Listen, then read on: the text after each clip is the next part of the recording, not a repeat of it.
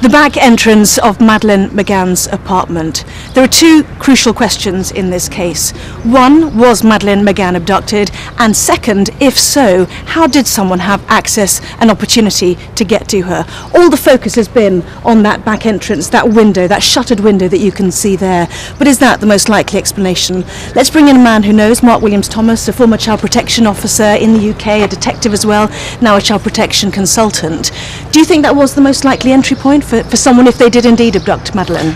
Well, I think not. Having come out and seen the scene now, I think there's always 2 points of entry in most places, sometimes more than that. But we've got a front and a back here. We've focused considerably on the back entrance, but I actually think that the side entrance is the point of entrance. It may well be that that back shutter is the exit, but I'm certain that the side exit is a point of entrance. And yet this is on the road, isn't it? You can see there's only a car park behind it. If someone wanted to go at night, it would have been dark, of course, when she disappeared. It'd be very easy for them to get in and out there. It would be easy to get them in and out, but it was just as easy to get them in and out at the side.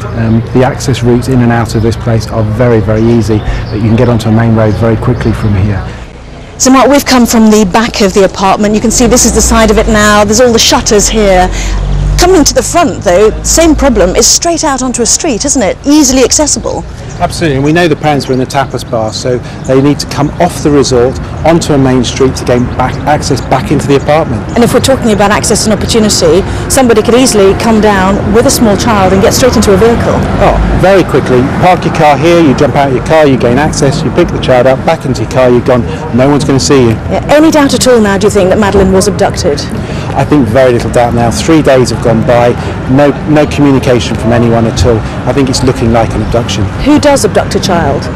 Well, different types of people abduct a child. They abduct a child for 3 reasons mainly. One, for kidnap. We've had no ransom. Secondly, somebody may abduct a child in relation to trying to adopt a child themselves. Perhaps they've had a miscarriage or some situation around that. And thirdly, which is of course the most sinister, is someone abducts a child for their own gratification. Now the thing is, Mark, of course, we can't get into Madeleine McGann's actual apartment because it's a crime scene. This is one that a family's kindly lent us, which is very, very similar. And if you're right, this could be an entry point, and it too has shutters, doesn't it? Absolutely. I mean, the shutters here are key because if you're going to have some children in an apartment, you're going to shut the back shutters, which is where the bedroom are, but there needs to be a point of entrance and exit, such as fire or anything like that.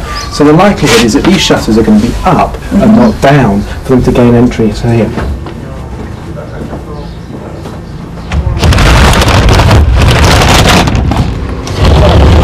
It's all quite easy to open, isn't it? And the point being, can you access it from the outside? And we found that you can.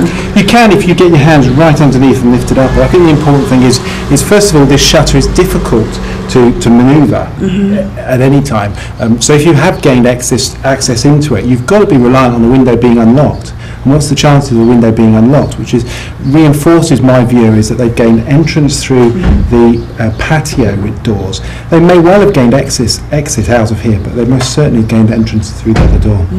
The next question, of course, is where she might be. Where do you start looking? Well, absolutely. We've come to the marina here and looking at the boats. This is a great opportunity for somebody to come here. Lots of these boats will have been moored up for weeks, maybe months. So there is an opportunity to come down here. So part of the police inquiry will be coming down, checking out who owns the boats and actually searching the boats. I know you were a former family liaison officer. What would you be saying to Madeleine's parents right now? Well, the British police have got massive experience of dealing with family liaison issues. It's about communicating with the police over here and the British police. And this is where it's difficult because the British police aren't leading this inquiry. Okay, well, obviously they're going to keep searching, they're going to keep looking, but for Madeleine's parents it's a very, very difficult few days, isn't it? Absolutely, and as time goes on, it becomes worse. Mark, thank you very much indeed.